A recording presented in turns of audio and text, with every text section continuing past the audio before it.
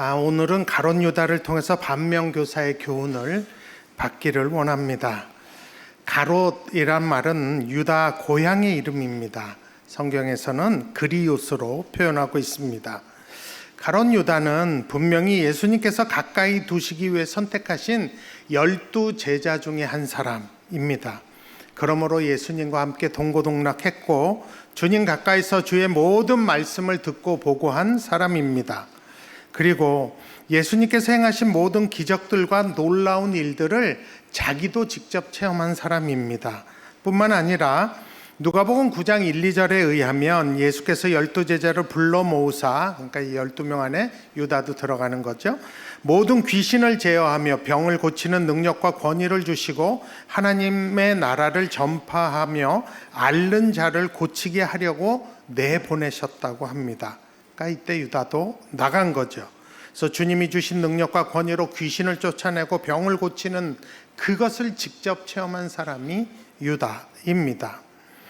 그때 복음을 전하면서 돈과 양식과 옷이 없어도 하나님 날마다 채우시는 체험을 제일 예수님 가까이서 한 사람이고, 또한 가롯 유다는 예수님과 이 제자들 공동체의 회계를 맡은 모든 재정을 관리한 똑똑하고 또 책임감 있는 사람이었습니다.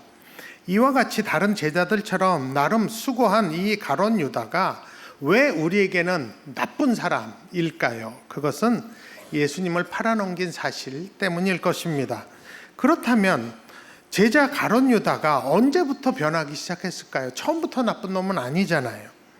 어느 날 갑자기 귀신 들려서 예수님 팔아넘긴 거 아닙니다.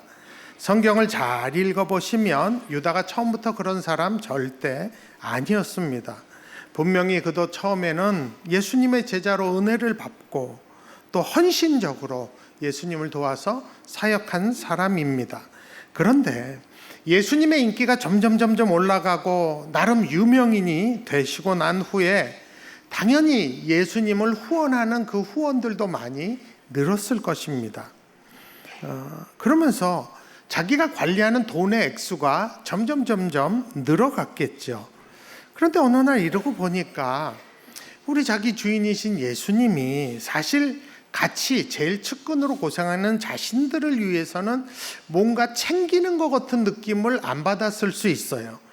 한 자리씩 주실 것 같은데 그런 조짐조차 없는 것입니다. 그러면서 가롯 유다도 그런 생각했겠죠. 나 뭐하나, 이거 내가 뭐하고 있나, 이런 생각을 한 것으로 제가 그냥 추정합니다. 왜냐하면 예수님이 그 당시 제자들에게 월급을 주시거나 용돈을 주신 적이 없기 때문입니다.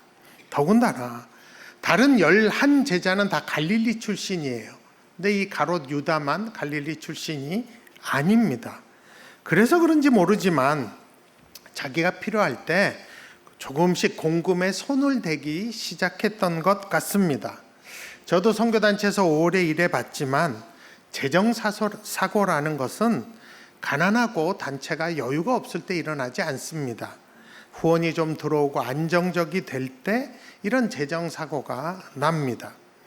그러니까 이 가롯 유다가 공금을 조금씩 손을 대서 쓰기 시작하고 어쩌면 축적하기 시작하다가 그 씀씀이가 커진 것 같아요. 이걸 어떻게 알 수 있냐 하면 요한복음 12장에서 예수님께 귀한 향후 옥합을 깨뜨린 여인의 이야기에서 이 사실을 알 수 있습니다. 그때 가장 흥분해서 날뛴 사람이 바로 가롯 유다예요. 그랬던 이유는 성경은 얘기해요. 이 가롯 유다의 마음이 다른 데 있었기 때문이라고. 요한복음 12장 4절에서 6절을 보면 이렇게 나옵니다. 제자 중 하나로서 예수를 잡아줄 가롯 유다가 말하되 이 향후를 어찌하여 300데나리온에 팔아 가난한 자들에게 주지 아니하겠느냐 하니, 이렇게 말함은 가난한 자들을 생각함이 아니요 그는 도둑이라 돈꾀를 맞고 거기 넣는 것을 훔쳐 가밀어라 하고 나옵니다. 그러니까 이 말씀에 의하면 유다는 이 사건 전부터 공금에 손을 댄 것이 사실입니다. 만약에 300데나리온이 들어오면 또 큰 목 자기 목 한 목 챙기려고 계획을 하고 있는 거죠. 이제 큰 돈 들어와라. 그런데 돈 대신 옥합이 깨진 거죠. 그러니까 더 화가 났던 것입니다. 그러다가 결국 유다는 예수님을 이용해서 단단히 한몫 챙기기로 마음을 먹고 실행에 옮깁니다. 누가복음 22장에 보면 백성들에게 예수님의 인기가 점점 높아지게 되자 그 당시 이 기득권자인 이 대제사장들, 서기관들이 정치적으로 위협을 느껴서 어떻게든 예수님을 제거하기로 의견을 모으는 장면이 나옵니다. 근데 문제는 뭐냐면 늘 예수님 곁에 백성들이, 군중들이 따라다니는 거예요. 그러니까 그 군중들 앞에서 어떻게 할 수가 없었던 것입니다. 이 사실을 알게 된 유다는 대제사장들을 찾아가서 정보를 제공하기로 하고 은 30을 챙겼다고 합니다. 이 당시 은 30이면 대개 노예 한 사람 값이라고 합니다. 그리고 유다는 누가복음 22장 6절에 보면 예수를 무리가 없을 때에 넘겨줄 기회를 찾더라라고 합니다. 기회를 보는 거죠. 군중들이 안 따라올, 잡아가기 제일 좋은 때가 언제인가 봅니다. 그러다가 유월절을 맞이하게 되고 예수님께서 제자들의 발을 씻기시는 일이 있는데 유다도 자기 발을 뒤밀죠. 그래서 예수님 발을 씻기죠. 그리고 난 후 예수님은 제자들하고만 겟세마네 동산으로 기도하시러 갈 것을 알아냅니다. 유다가. 그리고는 그 자리에서 몰래 빠져나와 대제사장과 군인들을 데리러, 예수님 잡으러 데리러 갑니다. 그렇게 유다는 예수님이 군중들 없이 제자들과만 있는 이 정보를 넘김으로 예수를 팔은 것입니다. 그러나 예수님께서 잡히시던 그날에 다른 제자들은 뭐 했느냐? 마태복음 26장 56절에 보면 다 예수를 버리고 도망했다고 합니다. 그 후 마태복음 26장 59절에 보면 대제사장들과 온 공회가 예수를 죽이려고 그를 칠 거짓 증거를 찾으매 하면서 말도 안 되는 거짓 증인들과 거짓 증거들을 세웁니다. 그들이 찾아낸 죄는 뭐냐면 신성모독이라는 죄예요. 그걸 예수님께 덮어 씌우는 거죠. 그래서 지네들끼리 마태복음 26장 66절에 의하면 그는 사형에 해당한다고 의견을 모읍니다. 근데 여기서 문제가 생겨요. 문제는 뭐냐면 유대인들에게는 예수님이 신성모독죄를 범했기 때문에 당연히 죽어야 한다고 의견을 다 모았지만 정작 그 당시에는 유다의 속국이, 이스라엘이 유다의 속국이었기, 로마의 속국이었기 때문에 이 피지배국인 그들에게는 사형을 집행할 권한이 없었던 것입니다. 그래서 오늘 본문 마태복음 27장 1, 2절이 등장하게 됩니다. 오늘 본문 1, 2절을 다시 보면 새벽에 모든 제사장들과 백성의 장로들이 예수를 죽이려고 함께 의논하고 결박하여 끌고 가서 총독 빌라도에게 넘겨주니라 합니다. 왜 새벽에 모였을까요? 그것은 자기들에게 사형을 언도할 권한이 없기 때문에 그 권한을 가진 빌라도에게 보낼 정식 고소장을 급하게 만들기 위해서 새벽에 모인 것입니다. 사실 그 당시에 빌라도는요, 유대라는 곳의 종교 문제만으로 예수님을 사형을 절대시킬 사람이 아니었습니다. 그들이 더 잘 압니다. 그래서 그들이 예수님을 죽일 수밖에 없도록 고소장을 만들어서 빌라도에게 넘긴 것입니다. 그 고소장의 내용이 뭐냐? 누가복음 32장 2절에 나옵니다. 고발하여 이르되 우리가 이 사람을 보매 우리 백성을 미혹하고 가이사에게 세금 바치는 것을 금하며 자칭 왕 그리스도라 하더이다 합니다. 그러니까 내라는 모를 이 예수라는 사람이 꾸미고 세금 바치지 말라고 선동하는 정치범으로 몰아붙인 거예요. 그래서 죽여야 된다는 것이죠. 어처구니 없는 죄목입니다. 그렇다면 이때까지 가룟 유다의 입장에서 한번 다시 이때까지 이 상황을 좀 정리해 보셔야 합니다. 마태복음 27장 3절 오늘 본문 3절에 보면 그때 예수를 판 유다가 그의 정죄됨을 보고, 예수님이 정죄됨을 보고 스스로 뉘우쳐라고 나옵니다. 그러니까 예수님이 밤에 잡히시고 공회로 끌려가시고 정죄당하시고 새벽에 대제사장들과 장로들의 고소장과 함께 빌라도에게 넘겨진 것이, 이 모든 게 하룻밤 사이에 급하게 일어난 일이에요. 그렇다면 이런 일이 있을 때 가룟 유다는 어디 있었을까요? 어디 있었기에 그가 예수의 정죄됨을 보았다고 이렇게 표현을 할까요? 아마도 예수님께서 끌려가신 공회에 이 모든 과정을 가룟 유다도 같이 봤을 확률이 굉장히 높습니다. 그러니까 이 모든 걸 본 거죠.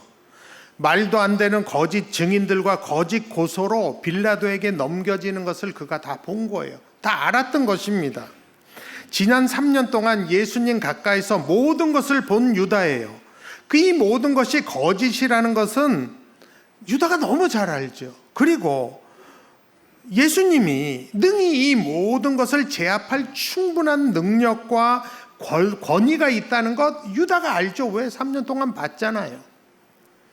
근데 온갖 거짓 증인들과 말도 안 되는 죄목들에 대해서 예수님이 일체 반박도 안 하시는 거예요.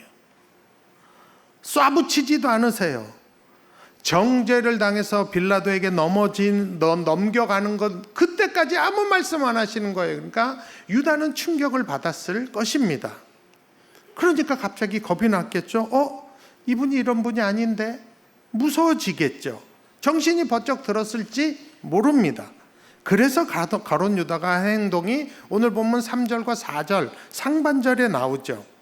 그때 예수를 판 유다가 그의 정죄됨을 보고 스스로 뉘우쳐 그 은 30을 대제사장들과 장로들에게 도로 갖다 주며 이르되 내가 무죄한 피를 팔고 죄를 범하였도다 하니. 그러니까 유다가요, 예수님을 은 30에 판 것이 잘못됐다고 스스로 뉘우쳤다고 성경은 얘기합니다. 그래서 그가 받은 은 30을 대제사장들과 장로들에게 도로 갖다 주었어요.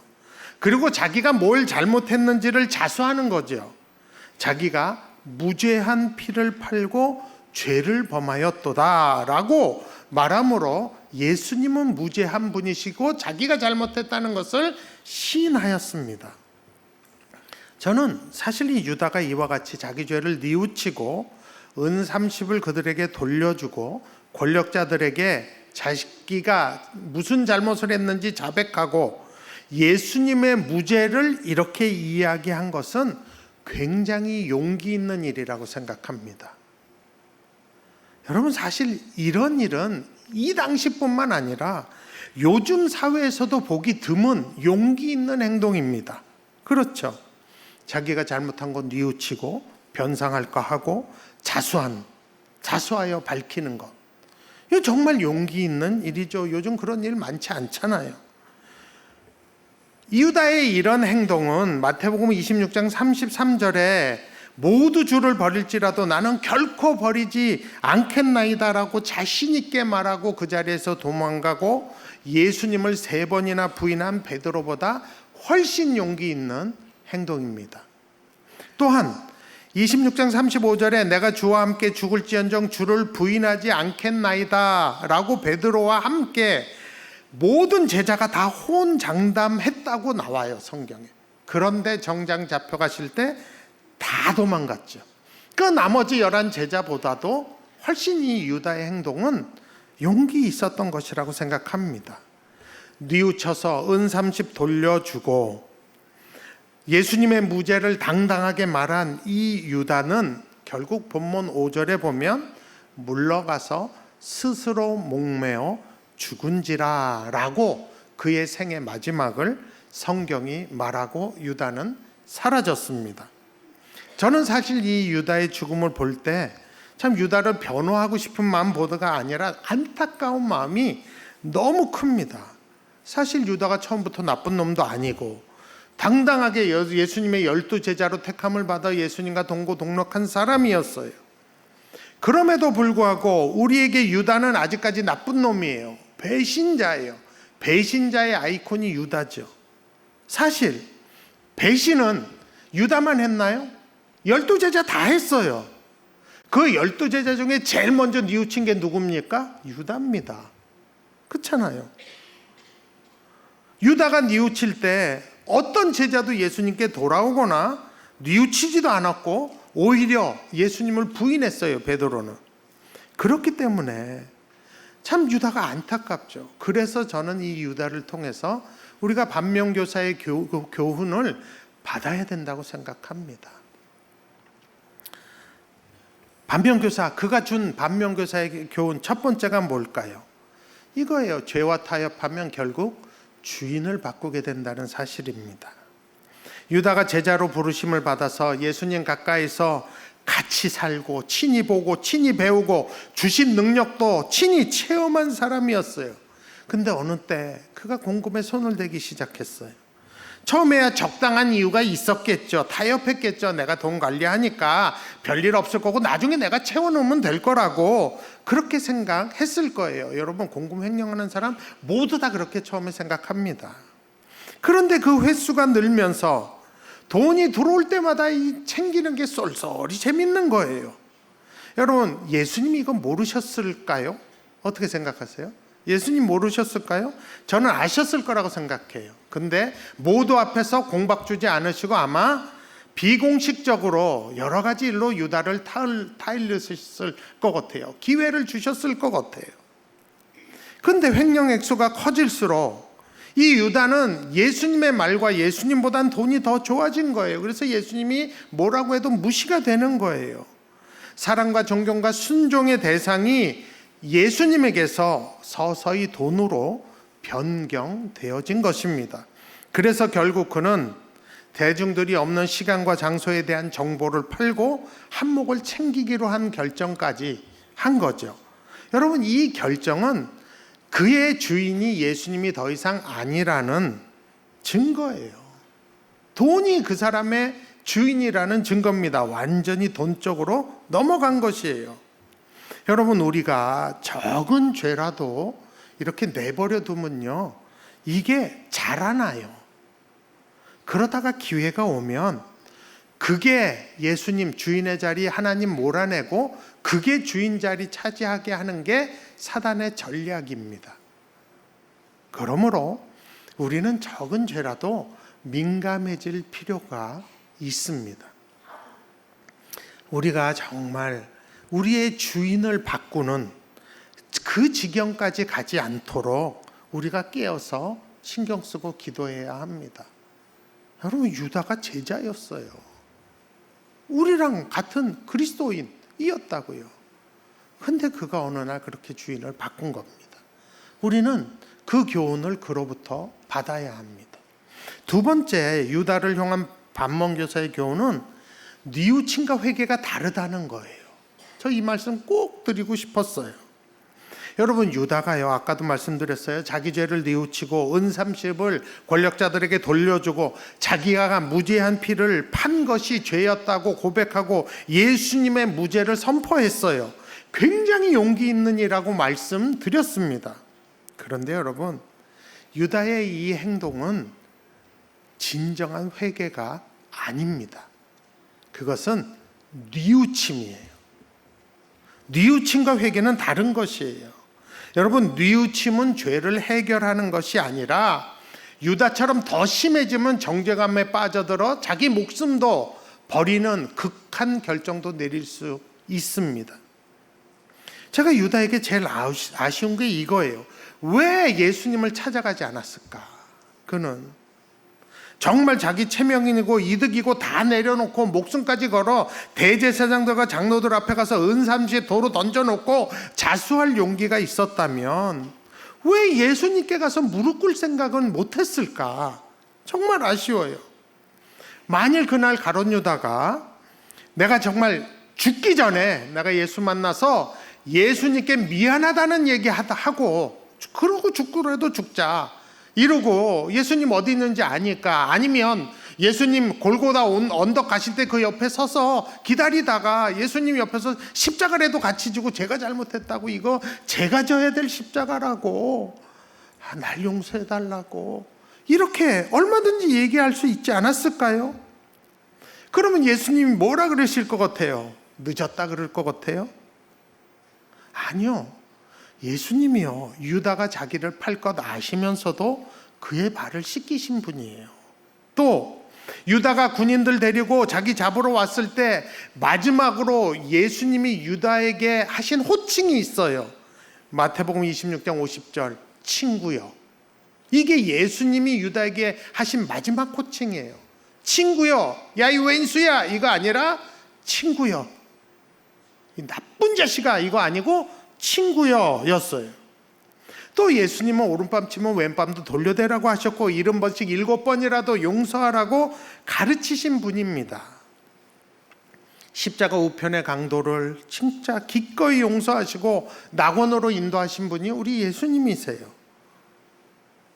여러분, 사실 예수님에게는 자기를 3번이나 부인하고 저주한 베드로의 죄나 결코 버리지 않겠다고 다 주님 버리고 도망간 그 제자들의 죄나 은삼십에 자기를 판 유다의 죄나 예수님에게는 마찬가지 다 죄인이에요.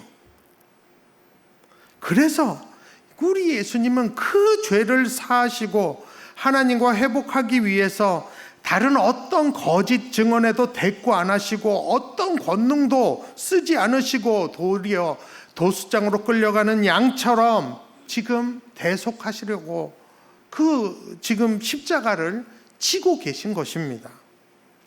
여러분, 참된 회개는 뉘우침에서 그치는 게 아니라 예수님께 가는 것이 참된 회개입니다. 만일 유다가 예수님께 갔더라면 그는 반드시 죄사함을 받았을 것입니다. 그래서 그의 인생은 마지막이 자살이 아니라 어쩌면 영광스러운 순교가 됐을 수도 있었을 것입니다. 다른 제자들처럼. 여러분, 우리가 죄 가운데 빠지고 실족했을 때 가장 잘하는 실수가 바로 이 유다의 실수입니다. 때론 뉘우쳐요. 그죠? 여기 뉘우치지 않은 사람 어디 있어요? 때론 변상해요. 자수도 해요, 용기 있게. 그러나 정작 예수님께는 안 가는 거예요. 우리의 회개가 그저 뉘우침에 그치지 말고 정말 죄사함을 받는 회개에 이르기 위해서는 우리는 반드시 뉘우친 후에 예수님께 가야 합니다. 뉘우치고 갚을 거 다 갚고 난 후에 이 예수님께 내 죄를 갖고 예수님 앞으로 가야 돼요. 예수님, 내가 무슨 죄를 졌는지 예수님께 고백하고 나를 용서해 달라고, 나를 회복해 달라고 그 예수님과 만나는 시간이 있어야 죄 사함이 받는 것입니다. 여러분, 세상에서는 정말 뉘우치기만 해도 또 변상하기만 해도 시인하기만 해도 자수하기만 해도 대단하다고 인정받아요. 그러나 우리는 거기서 그치면 안 됩니다. 죄 사함을 받기 위해서는 뉘우침에서 그치지 말고 예수님을 만나는 자리까지 가야 합니다. 제가 시편 9편을 읽다가 큰 은혜를 받았어요. 이번 주에요. 9편 10절에 이런 말씀이 있어요. 여호와여, 주의 이름을 아는 자는 주를 의지하오리니 이는 주를 찾는 자들을 버리지 아니함이시니이다. 여러분, 예수님께 가면요, 우리 용서하십니다. 하나님도 우리 버리지 않으십니다. 하나님은 절대 자기를 찾는 자를 버리지 않는다고 약속하셨어요. 또 제자들에게 예수님이 우리가 잘 아는 마태복음 11장 28절에 수고하고 무거운 짐진 자들아 다 내게로 오라, 내가 너희를 쉬게 하리라 라고 말씀하셨습니다. 여러분, 죄의 짐이 무겁죠. 예수님께 가야 참된 죄사함을 받고 쉼을 얻게 됩니다. 가룟 유다는 자기가 예수님을 은삼십에 판 것이 그 죄의 짐이 너무 무거웠어요. 그래서 뉘우치고 변상하고 자수까지 해봤지만 그 무거운 짐을 결국 해결하지 못해서 그는 극단적인 선택을 했습니다. 근데 아무리 예수님을 판 자라도 그 죄짐을 가지고 예수님께 가면 쉼을 얻을 수 있습니다. 뉘우치고 변상하고 자수하고 바로 예수님께 가야 그 무거운 죄의 짐이 해결이 됩니다.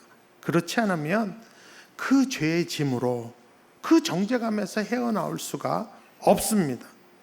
여러분, 제가 바라기는 우리 하나님도 예수님도 그걸 바라셨을 거예요.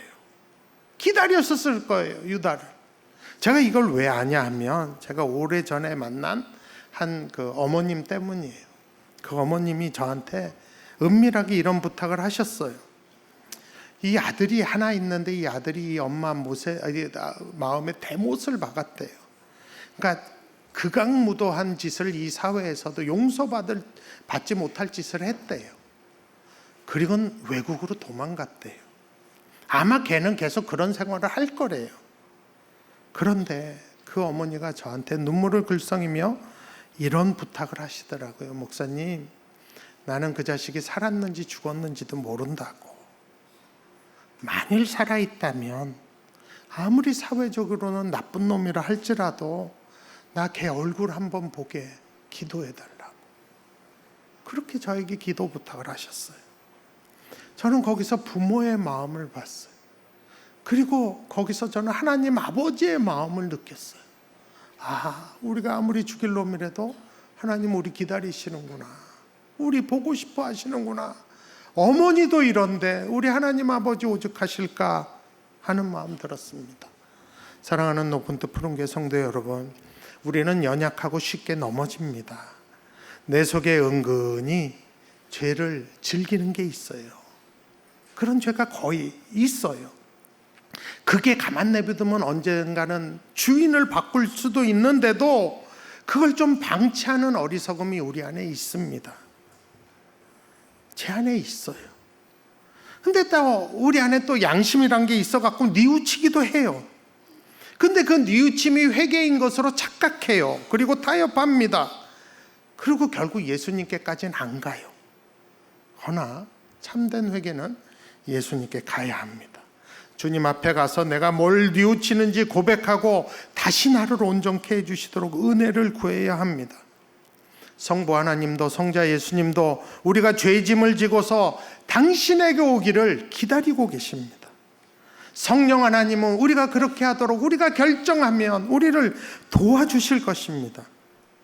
오늘 가룟 유다를 통해 죄와 타협하면 주인이 바뀔 수 있다는 이 교훈과 뉘우침과 회개는 다르고 참된 회개는 반드시 예수님께로 가야 된다는 이 반면교사의 교훈을 저와 여러분이 받았으면 좋겠습니다. 한 주 뉘우침의 순간이 오실 때 꼭 예수님께 가시기 바랍니다. 그 축복, 그 죄사함의 복을 다시 누리시는 저와 여러분이 되기를 원합니다. 제가 한번 기도하겠습니다.